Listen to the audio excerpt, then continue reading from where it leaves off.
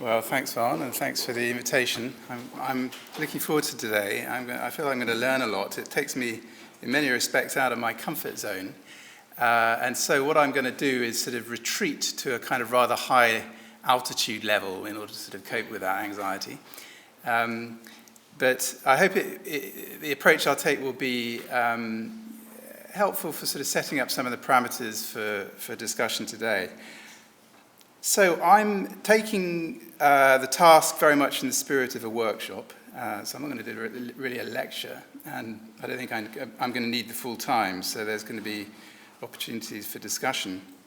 But I've taken the title kind of on its face, which is the functional organic distinction. So I'm actually interested in the organic as well as the functional. So I want to kind of look at both in a broad frame.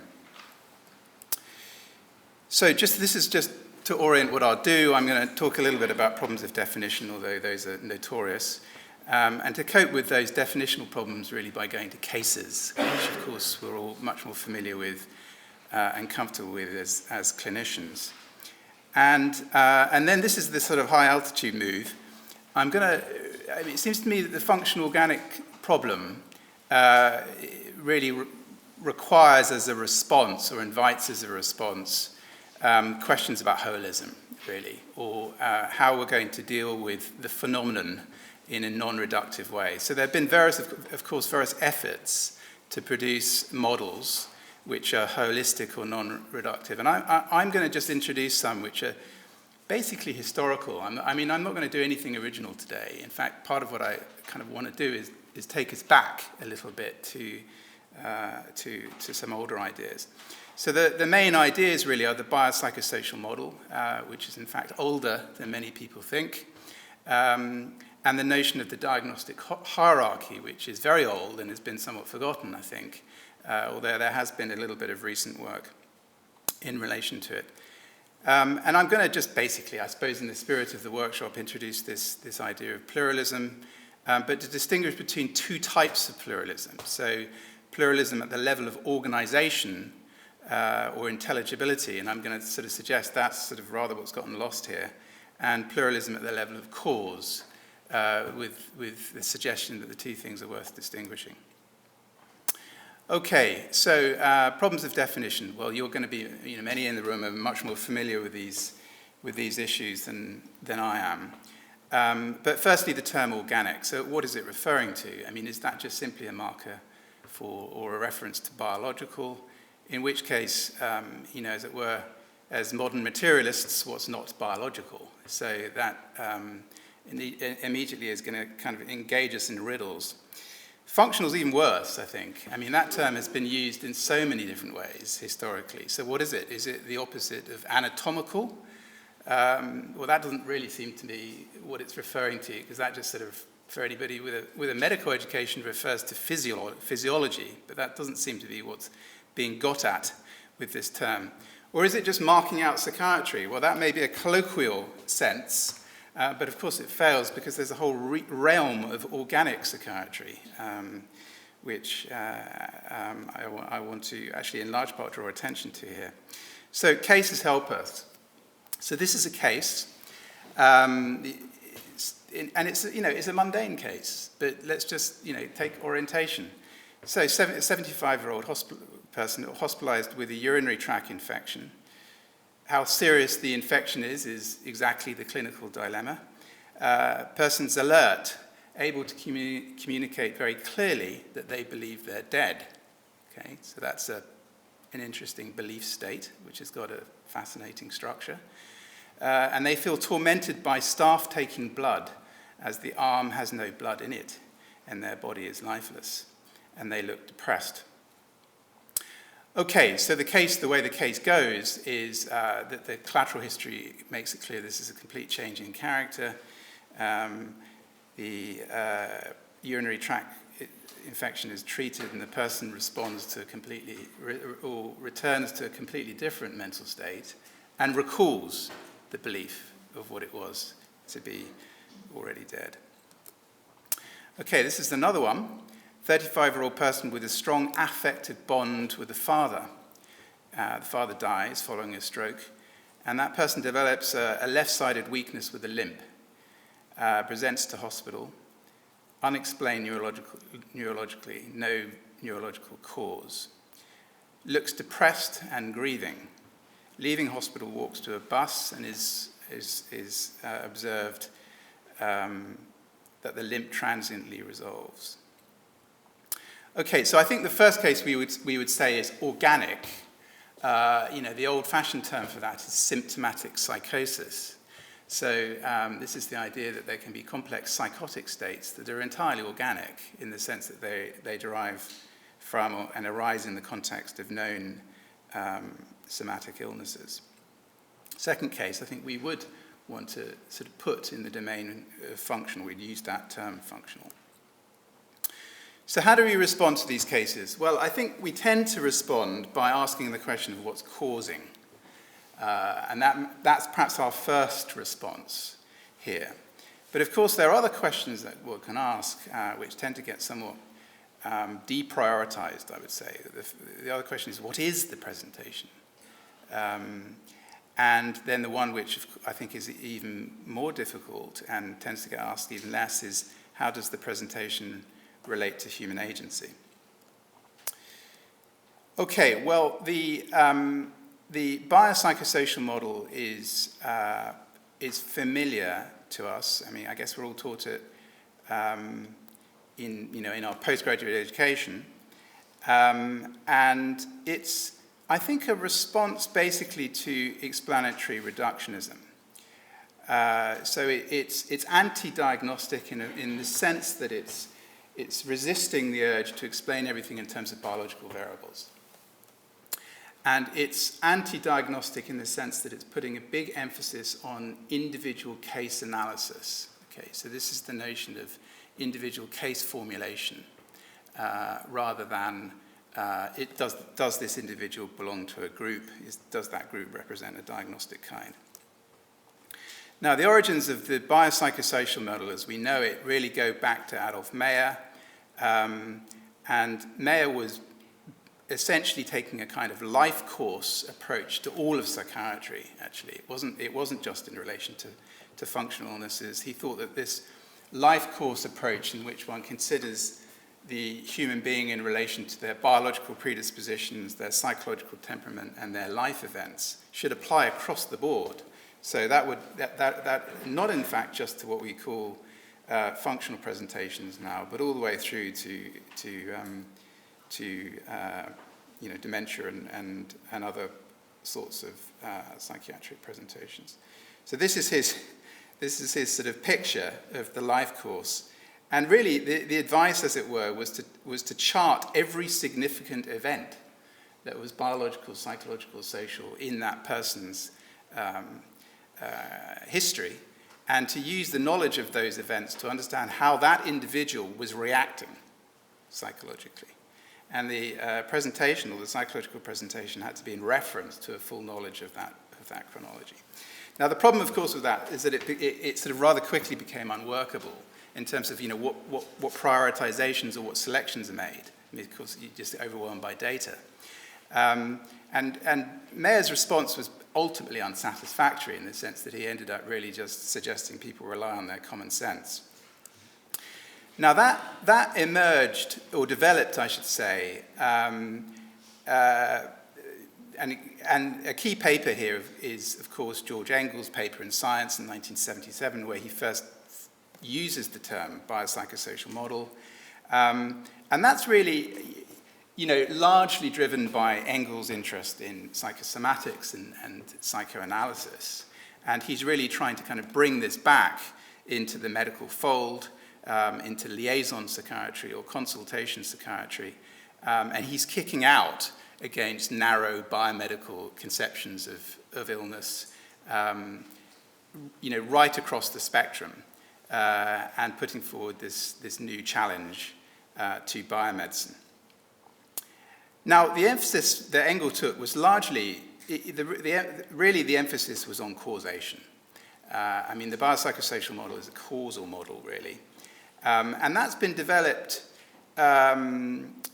more recently in work actually by Derek Bolton and Grant Gilli in this interesting book, which is a philosophical book really, The Biopsychosocial Model of Health and Disease, updating the biopsychosocial model largely in relation to kind of modern approaches to big data and understanding presentations in relation to variables which go across the whole domain. So, social variables, psychological variables, biological variables, which was always the intent of the biopsychosocial model, so causally plural. Now, of course, in the application of that, this is a sort of, I suppose, a familiar sort of table from our postgraduate education, is that we were sort of using the biopsychosocial model encouraged to break down presentations. So a person presents, you think about the presentation in relation to three domains, the biological, the psychological, the social, and then in relation to each of those, one considers etiology, and the etiologies are predisposing, precipitating, perpetuating. And then that, in turn, can orient rational treatment, so that where the intervention is directed towards the cause. Now, of course, that's the table. I mean, it gives rise to quite a lot of complexity and potentially quite a lot of work clinically in terms of sort of, as it were, formulating an individual case in relation to that, into this model. And of course, there are going to be important gaps in causal knowledge. Right, so that's the biopsychosocial model. The diagnostic hierarchy is really different to this. It comes from a different place, and it's, I think, best understood as a response to the excesses of the unitary psychosis theory. So this is a theory which is still with us. It has a long history, and at its simplest, it's the idea that there's only really one form of madness, or only one form of mental disturbance, and all the different types of it really are just kind of blending into this one thing, and boundaries between them are indistinct. Now, the origins of the diagnostic hierarchy are clinical. It's clinical psychiatry. This is Carlbaum, the French Faure and Kreplin. And so it comes from a tradition, really, I guess, of clinical description. And, and this is really what it gives rise to. It does not give rise to over 300 or over 400 diagnostic types in the sense of DSM. It doesn't. It actually gives rise to something very simple, which is this tripartite differentiation. And it takes the form of a hierarchy because the idea is that anything that's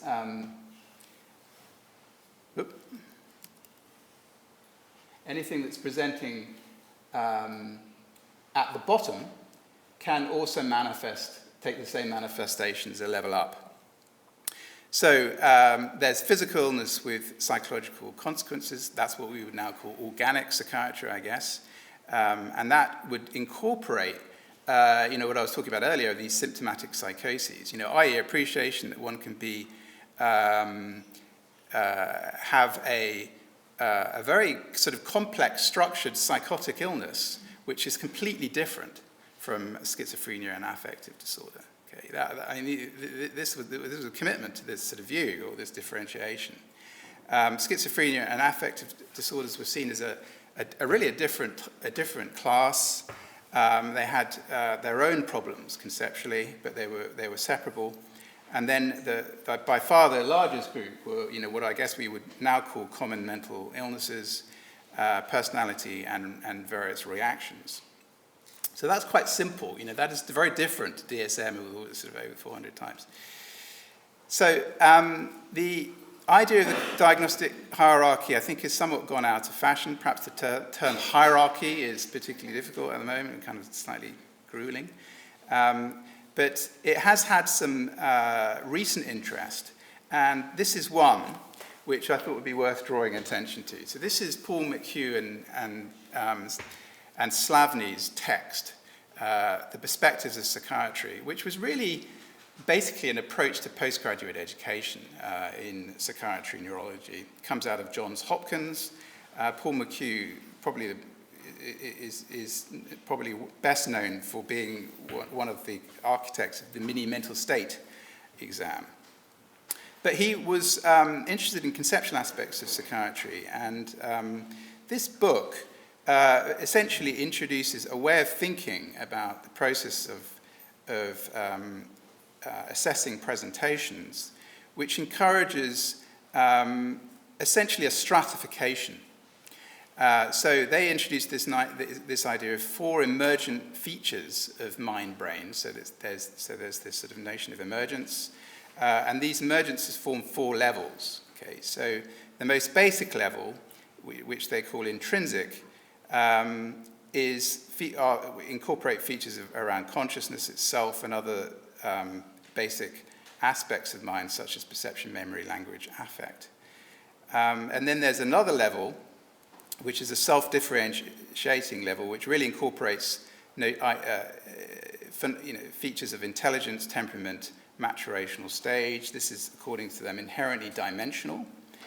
And then there's this teleological set, which is goal-directed behaviors, incorporates such things as appetites, drives, intentions, and this extrinsic experiential set, which is essentially one which is much more social in nature. It's a domain or a level of mind-brain that's very responsive or reactive to life events, social networks, context, occupation, culture. So it's developed by them a little bit more into essentially distinctions between what we would call disease entities, and then they take their pick on those which fall into that category, behaviors, dimensions, and life stories. So the idea really is that the approach that one takes clinically has to first be orientated by a sense of what the presentation is. So is the presentation a disease, a behavior, a dimension, life stories? These are the, quotes, perspectives of psychiatry, and it's that which orients the approach to treatment. So this is another one of their kind of schematics. So it's just another way of basically saying the same. But what you're getting here is a movement towards treatment, or the aims or purposes of treatment, which takes its lead not from an analysis of causation so much as by an analysis of what they call intelligibility, or the question of what the level of organization is here that the presentation reflects. So the emphasis is on intelligibility explanation second, rather than starting just with, well, the emphasis is on intelligibility first, explanation second. So it's in many respects, it's a sort of a reordering. So Paul McHugh puts the emphasis on intelligibility first, explanation second, and contrasts that with the DSM approach to diagnostics, which of course is reliability first, validity second, or the biopsychosocial models approach, which is essentially just explanation. So it's explanation only.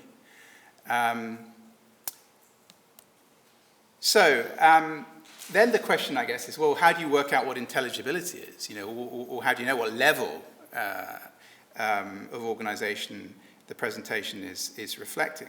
Now, McHugh's response to that, this is a later publication, is basically just the clinical method. So it just goes back, as it were, to the origins of the diagnostic hierarchy. It goes back to descriptive psychopathology, Kreppler, and so forth.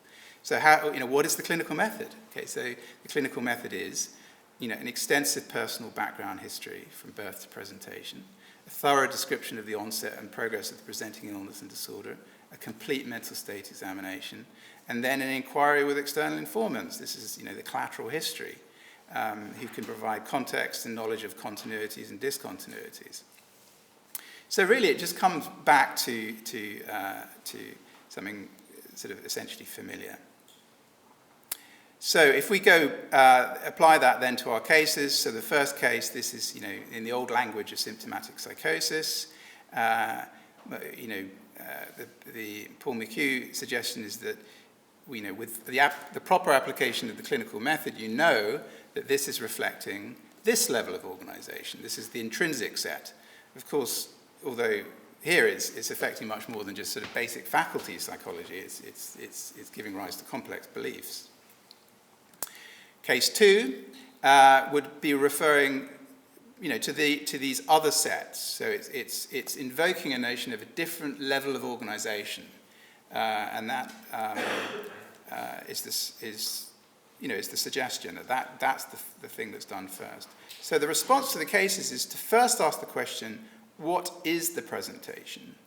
To have a positive notion of what it's representing in relation to these levels of organisation, and then to ask the question, what is causing the presentation? So I suppose just coming back to the functional organic, kind of mapping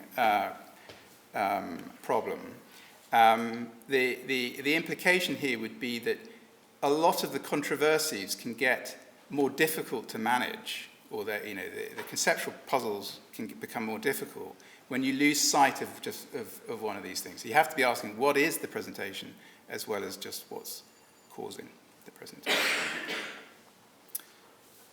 So that's all I've got.